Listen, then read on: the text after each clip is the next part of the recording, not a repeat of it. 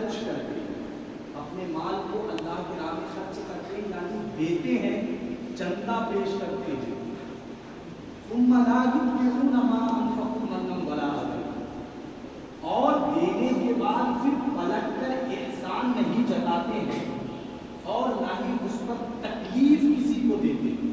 یعنی وہ لوگ جن لوگوں نے اللہ کی راہ میں اپنا مال دیا اور دینے کے بعد پھر دوبارہ یہ نہیں کہتے کہ ہم نے احسان کیا ہے مسلمانوں پر، یا اس مال کے دینے کی وجہ سے مسلمانوں کو تکلیف نہیں دیتے ہیں، ایسے لوگوں کے بارے میں اللہ فرماتا ہے کہ ایسے لوگوں کا اجر لہم اجرہم عند ربہم، ان کا بدلہ، ان کا ثواب، ان کے لیے اجر اللہ تبارک و تعالیٰ کے پاس ہے. عند ربہم یعنی اللہ تبارک و تعالیٰ انہیں اپنی طرف سے اجر عطا فرمائے گا اور دو اعزاز عطا فرمائے گا. پہلا یہ کہ جن لوگوں نے اللہ کے راہ میں خرچ کیا انہیں اللہ اجر دے گا، نیکی عطا فرمائے گا، ثواب عطا فرمائے گا. پھر ارشاد فرماتا ہے لا خوف علیہم، جن لوگوں نے اللہ کے راہ میں مال خرچ کیا ہے اللہ انہیں نیکیاں تو دے گا ہی، اللہ انہیں بدلہ تو دے گا ہی، اللہ انہیں ثواب تو عطا فرمائے گا ہی، لیکن یہ سب اخروی معاملات ہے. مرنے کے بعد برزخی عالم کو عبور کر کے جب قیامت میں پہنچیں گے، قیامت کے میدان میں، پھر اللہ اجر عطا فرمائے گا. اس اجر اور ثواب کے بدلے بندہ جنت میں داخل ہوگا. لیکن دنیا میں کیا اعزاز ملے گا وہ فرماتے ہیں لا خوف علیہم، اب ایسے شخص کو دنیا میں کوئی خوف نہیں ہوگا، کسی بات کا ڈر اسے نہیں ہوگا. لا خوف علیہم ولا هم يحزنون، اور اسے کوئی غم نہیں پہنچ سکتا، اسے کوئی تکلیف نہیں ہو سکتی، اب اسے کوئی بے چینی نہیں ہو سکتی. اللہ تبارک و تعالیٰ نے اس آیت کریمہ میں اپنے ان بندوں کا ذکر فرما رہا ہے جنہیں دنیا میں خوف نہیں ہوگا، جنہیں دنیا میں تکلیف نہیں ہوگی، جنہیں دنیا میں بے چینی اور غم نہیں ہوگا. وہ کون بندے ہیں؟ جو اللہ کی راہ میں خرچ کرتے ہیں، اللہ کی راہ میں مال لا کر دیتے ہیں. اس آیت کریمہ کی تفسیر میں علماء بیان فرماتے ہیں کہ یہ آیت کریمہ اللہ کے نبی صلی اللہ تعالی علیہ وسلم کے خلیفہ سوم اور اللہ کے نبی صلی اللہ تعالی علیہ وسلم کے داماد حضرت عثمان ابن عفان اور حضرت عبد الرحمن بن طلحہ کے لیے آیت نازل ہوئی ہے. حضرت عثمان ابن عفان کی شان میں یہ آیت نازل ہوئی ہے کہ انہوں نے اللہ کی راہ میں اس قدر خرچ کیا ہے، اس قدر سخاوت سے کام کیا ہے کہ اللہ تبارک و تعالیٰ ان کی مدح سرائی فرماتے ہوئے قرآن کے اندر آیت نازل فرمایا. حضرت عثمان ابن عفان یہ کون ہے؟ اللہ کے نبی صلی اللہ علیہ وسلم کے داماد ہے. اللہ تعالیٰ نے کم و بیش 1,24,000 یا 2,24,000 انبیاء کرام کو اس دنیا میں مبعوث فرمایا. اس دنیا میں تقریباً 1,24,000 یا 2,24,000 نبی تشریف لائے. نبیوں نے شادیاں کی، نبیوں کو بیٹے بھی ہوئے، بیٹیاں بھی ہوئی، اور ہر نبی نے اپنی بیٹیوں کی شادی بھی کرائی. نبیوں نے اپنی بیٹیوں کی شادی بھی کرائی. لیکن آدم سے لے کر عیسیٰ تک جتنے بھی نبی آئے اور ہمارے نبی تشریف لائے، ان تمام نبیوں کی بیٹیاں ایک شخص کے نکاح میں ایک ہی بیٹی دی گئی. یعنی جتنے لوگ دنیا میں آئے کسی شخص کے نکاح میں ایک نبی کی 2 بیٹی کبھی نہیں آئی، بلکہ ایک ہی بیٹی ان کے نکاح میں آئی. لیکن حضرت عثمان ابن عفان آدم سے لے کر آج تک پیدا ہونے والے مسلمانوں میں وہ شخص ہے کہ جن کے نکاح میں اللہ کے نبی صلی اللہ علیہ وسلم نے اپنی بیٹی حضرت رقیہ کو پہلے ان کے نکاح میں دیا. جب حضرت رقیہ کا انتقال ہو گیا، جب حضرت رقیہ اس دنیا سے رخصت ہو گئی، تو اللہ کے نبی صلی اللہ تعالی علیہ وسلم نے حضرت رقیہ کے بعد اپنی چہیتی بیٹی ام کلثوم کو को भी हजरत उस्मान गनी के निकाह में दे दिया था। एक शख्स के निकाह में 2 बेटियां देना, अल्लाह अकबर, उस शख्स के लिए कितना बड़ा एजाज होगा, उसके ससुराल में कितना उसका मान और सम्मान होगा कि एक ही शख्स को अपनी 2 बेटियां, वो भी नबी आखिर ज़मां अता फरमा रहे हैं। अल्लाह अकबर, क्यों अता फरमा रहे हैं? सैयदा आयशा ताहिरा सिद्दीक़ा रज़ियल्लाहु ताला अन्हा इरशाद फरमाती है, एक दफा अल्लाह के नबी सल्लल्लाहु अलैहि वसल्लम घर में आराम फरमा रहे थे, बिस्तर पर लेटे हुए थे कि कपड़ा आपकी पिंडली से या जानु से हटा हुआ था। पिंडली कहते हैं घुटने और टुकने के बीच के इस गोश्त की जगह, इस जगह को पिंडली कहते हैं। यहाँ से कपड़ा हटा हुआ था और अल्लाह के नबी आराम फरमा रहे थे। सैयदा आयशा फरमाती हैं कि मेरे वालिद हज़रत अबू बकर सिद्दीक़ रज़ियल्लाहु ताला अन्हु दरवाजे पर आए और उन्होंने दस्तक दी, या रसूल अल्लाह, आने की इजाज़त चाहता हूँ, इजाज़त है क्या, मैं अंदर आ सकता हूँ? अल्लाह के नबी सल्लल्लाहु अलैहि वसल्लम ने इजाज़त दे दी और हज़रत अबू बकर सिद्दीक़ आए और अल्लाह के नबी सल्लल्लाहु अलैहि वसल्लम जिस तरह आराम फरमा रहे थे, कपड़ा पिंडली से हटा हुआ था, आप आराम फरमा ही रहे थे। फिर थोड़ी देर बाद हज़रत उमर रज़ियल्लाहु ताला अन्हु, जो खलीफा रोम यानी दूसरे खलीफा हैं, वो हाजिर होते हैं और इजाज़त मांगते हैं। अल्लाह के नबी ने उन्हें भी इजाज़त दे दी। हज़रत उमर भी आए और फिर गुफ्तगू करने लगे। अल्लाह के नबी सल्लल्लाहु अलैहि वसल्लम हस्बे साबिक़ जिस तरह पहले आराम फरमा रहे थे, कपड़ा पिंडली से हटा हुआ था, अल्लाह के नबी उसी तरह आराम फरमा रहे हैं। अल्लाहु अकबर कबीरा। सैयदा आयशा फरमाती हैं कि मेरे वालिद आए, अल्लाह के नबी वैसे ही आराम फरमा रहे थे। हज़रत उमर आए, अल्लाह के नबी वैसे ही आराम फरमा रहे थे। लेकिन तीसरी मर्तबा एक शख्स दस्तक देता है, आवाज़ देता है, आवाज़ देकर अर्ज़ करता है, या रसूल अल्लाह, क्या अंदर आने की इजाज़त है? अल्लाहु अकबर। अल्लाह के नबी सल्लल्लाहु ताला अलैहि वसल्लम ने आवाज़ पहचान लिया कि ये आवाज़ किसी और की नहीं बल्कि उस्मान इब्ने अफ़्फ़ान की आवाज़ है। उस्मान इब्ने अफ़्फ़ान की आवाज़ है। अल्लाह के नबी सल्लल्लाहु अलैहि वसल्लम पहले अपने बिस्तर से उठते हैं, फौरन खड़े होकर अपने कपड़े को दुरुस्त करते हैं और बैठ जाते हैं। फिर उसके बाद फरमाते हैं कि उस्मान से कह दो आने की इजाज़त है। दरवाज़ा खोल दिया जाता है, उस्मान भी हाजिर होते हैं, गुफ्तगू हो रही होती है। गुफ्तगू के बाद हज़रत उस्मान, हज़रत उमर, हज़रत अबू बकर सिद्दीक़, ये तीनों अपने काम से फारिग होकर चले जाते हैं। अब हज़रत आयशा फरमाती हैं, मेरे दिल में इत्मीनान नहीं हो रहा है, मुझे बात समझ में नहीं आ रही है। मेरे बाप हज़रत अबू बकर आए, अल्लाह के नबी लेते रहे, उमर आए, अल्लाह के नबी लेते रहे, लेकिन उस्मान आए तो अल्लाह के नबी ने अपने कपड़े को ठीक कर लिया, बैठ गए, फिर उसके बाद इजाज़त अता फरमाई। हज़रत आयशा कहती हैं, मैंने फौरन अर्ज़ किया, हबीबी या रसूल अल्लाह, मेरे माँ बाप आप पर कुर्बान हो, या रसूल अल्लाह, मामला समझ नहीं आया। ये दोनों हज़रात आए तो आप आराम करते रहे, लेकिन उस्मान आए तो आपने अपने कपड़े को भी ठीक कर लिया, उठकर बैठ गए। या रसूल अल्लाह, बात क्या है? अल्लाह के नबी इरशाद फरमाते हैं, ऐ मेरी बीवी शरीके हयात, ऐ आयशा सुनो, अला अस्तहयी मिन रजुलिन तस्तहयी मिनहुल मलाइका। ऐ आयशा, क्या मैं उस शख्स से हया ना करूं, उस शख्स से पर्दा ना करूं? तस्तहयी मिनहुल मलाइका, जिस शख्स से हया सिर्फ दुनिया वाले नहीं बल्कि अल्लाह के फरिश्ते जो आसमान पर रहते हैं वो भी उस्मान से हया किया करते हैं। तस्तहयी मिनहुल मलाइका, जिस शख्स से फरिश्ते हया करते हैं, अला अस्तहयी मिन रजुलिन, ऐ आयशा, क्या मैं उससे हया ना करूं? अल्लाहु अकबर। उस्मान इब्ने अफ़्फ़ान की ज़ात वो ज़ात है कि जिनसे फरिश्ते भी हया किया करते हैं। इसी वजह से उनके इस हया के बिना पर अल्लाह के नबी सल्लल्लाहु ताला अलैहि वसल्लम ने उनके निकाह में यके बादी करे अपनी 2 बेटियां अता फरमाई।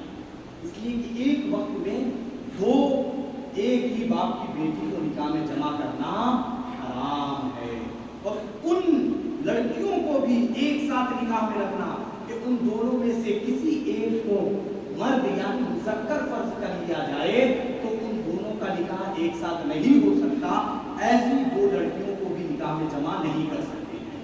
یعنی کہ آپ کی بیوی اور آپ کی بیوی کی بھانجی یا بھتیجی، ان کو نکاح میں جمع نہیں کیا جا سکتا، اس کی بہن کو بھی نہیں کیا جا سکتا، بھانجی بھتیجی وغیرہ کو بھی نہیں کیا جا سکتا۔ اب اسے آپ یوں سمجھے بہن دو ہوں، ان میں سے ایک کو مرد شمار کر لیا جائے، دو بہنیں ہیں، یہ دونوں بہنیں ہیں، ان میں سے ایک کو مرد سمجھ لیا جائے، تو اب یہ مرد اگر ہو جائے تو دونوں کیا ہو گئے؟ بھائی بہن ہو گئے۔ یہ بیوی ہے اور یہ اس کی بھانجی ہے، اس بھانجی کو اگر لڑکا سمجھ لیا جائے تو بھانجا ہو گیا، بھانجا ہو گیا، خالہ اور بھانجے کا نکاح نہیں ہو سکتا، حرام ہے نا۔ اور اگر اسے بھانجی سمجھ لیا جائے، اسے بھانجی سمجھ لیا جائے اور اس کی خالہ کو ماموں سمجھ لیا جائے تو ماموں اور بھانجی میں بھی نکاح حرام۔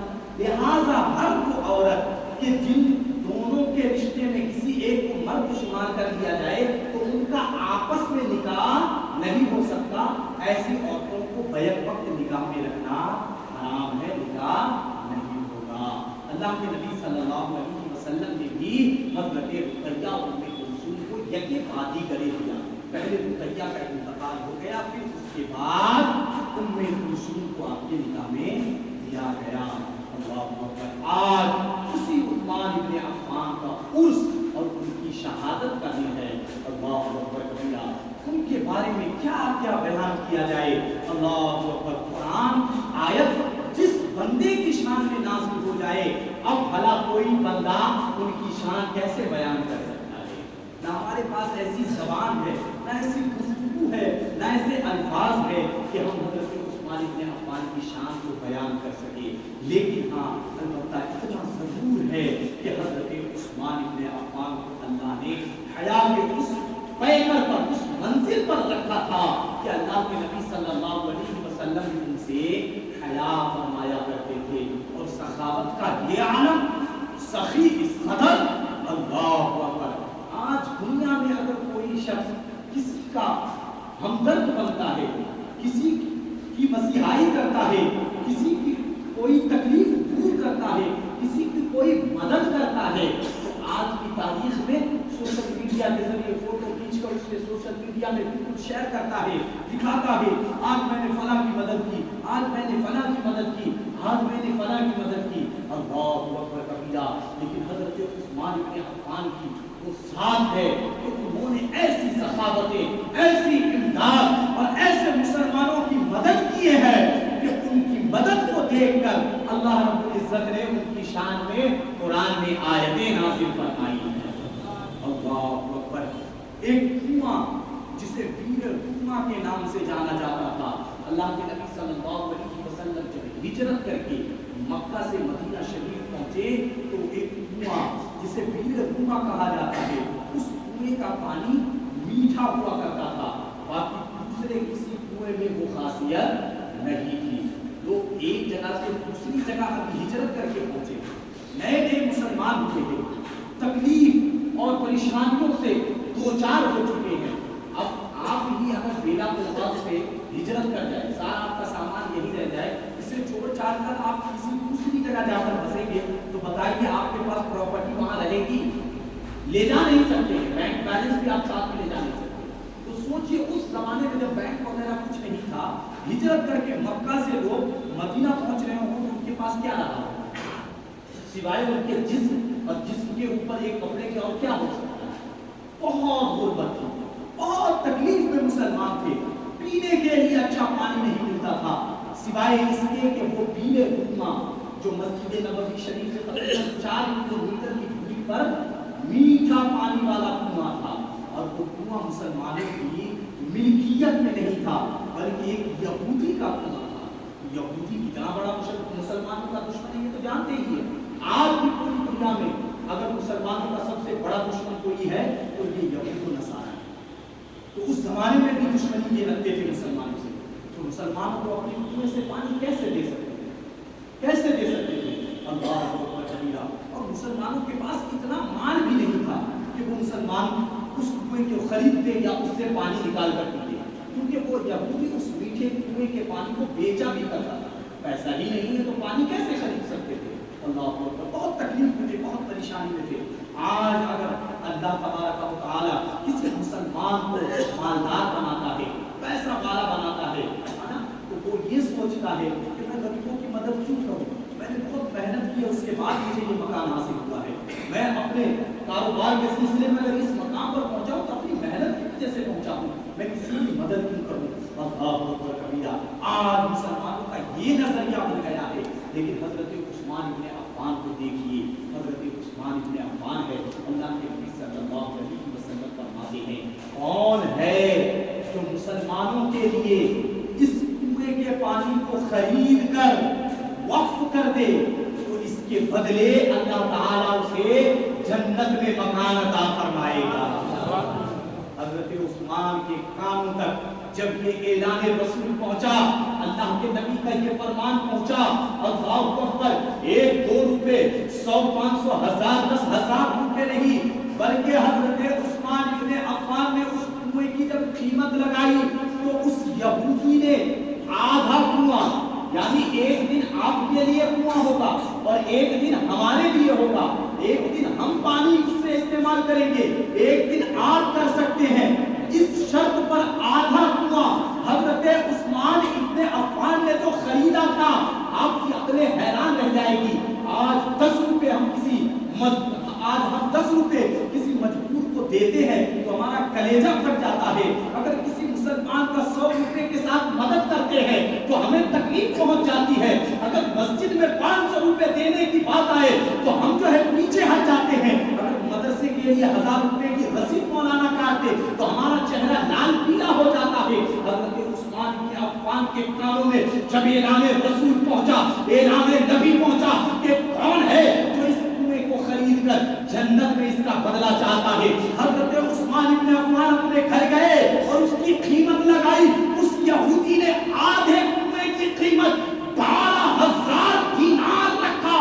एक दीनार 4.5 माशा सोने का होता है, यानी 4.37 इतने का, यानी तकरीबन 4.5 ग्राम से थोड़ा सा ज्यादा या थोड़ा सा कम एक दीनार होता है।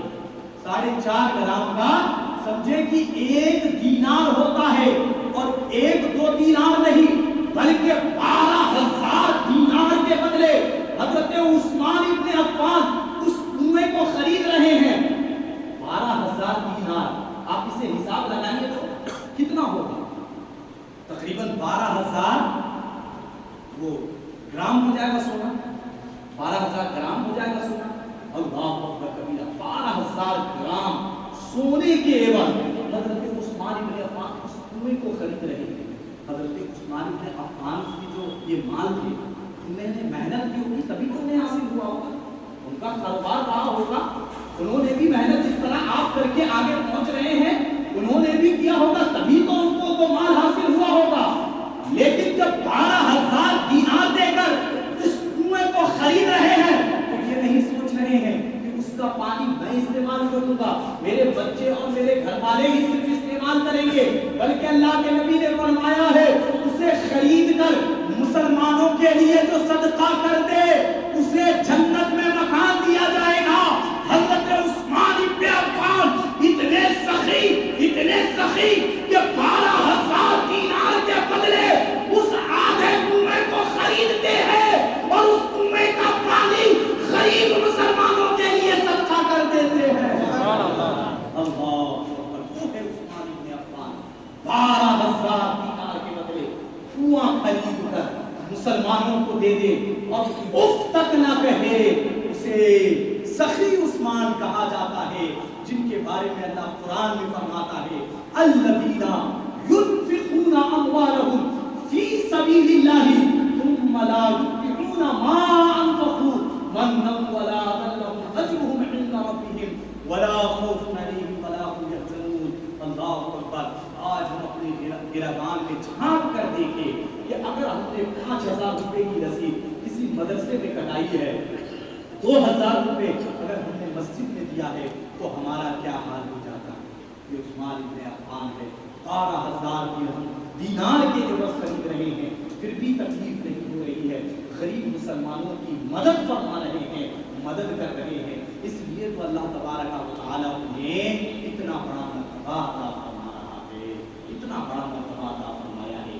پھر وہ یہودی دیکھنے لگا کہ مسلمان پانی زیادہ نکال لیتے ہیں، اور پھر جب پانی نکال لیتے ہیں تو خریدنے والا پانی اس سے نظر نہیں آ رہا ہے، بالآخر مجبور ہو کر اس آدھے کنویں کی قیمت کو لگا دیتا ہے۔ اور حضرت عثمان بن عفان یہ نہیں کہتے ہیں کہ 12,000 دے کر تو میں نے پہلے خریدا ہے، اب جتنا چاہیے دوسرے مسلمان جمع کرے، نہیں، یہ نہیں فرماتے، بلکہ دوبارہ قیمت لگائی جاتی ہے اور 8,000 دینار دے کر دوبارہ اس کنویں کو حضرت عثمان خرید لیتے ہیں۔ اس کے علاوہ اور بھی آپ کی سخاوت کی کہانیاں ہیں، آپ کی سخاوت کی کہانیاں ہیں، قصص ہیں، واقعات ہیں جو حضرت عثمان نے سخاوت دکھائے اور مسلمانوں کی مدد کی، جس کے بنا پر آج پوری دنیا میں مسلمان حضرت عثمان بن عفان کی غلامی قبول کرتے ہوئے نظر آ رہے ہیں۔ اللہ کی بارگاہ میں دعا کرتا ہوں پروردگار حضرت عثمان بن عفان کی غلاموں میں ہمیں آپ کو سب کو قبول و مقبول عطا فرمائے۔ چونکہ وقت بہت زیادہ ہو گیا ہے اور مزید اس پر گفتگو کرنے کے لیے وقت نظر نہیں آ رہا ہے، پھر انشاءاللہ حیات باقی رہی تو حضرت عثمان بن عفان کی شہادت کا واقعہ بیان کرنے کی سعادت حاصل کروں گا۔ خدا کی قسم مسلمان سچ عرض کر رہا ہوں، جب صبح میں مطالعہ کر رہا تھا کہ حضرت عثمان بن عفان کو دروائیوں نے کس طرح شہید کیا اور کس وجہ سے شہید کیا، اللہ اکبر، آنسو تھمنے کے نام نہیں لے رہے تھے، آنکھیں اشکبار تھی، آنکھوں کے قطرات مسلسل جاری ہو رہے تھے کہ اتنے سخی آدمی جس نے مسلمانوں کی ایسی ایسی مددیں کی ہو، جس نے مسلمانوں کے لیے اس قدر اپنے پیسے کو بہایا ہو سمندر کی پانیوں کی طرح، پھر لوگ کیسے ان کو شہید کر دیے، کیسے انہیں شہادت کا جام نوش کرنا پڑا۔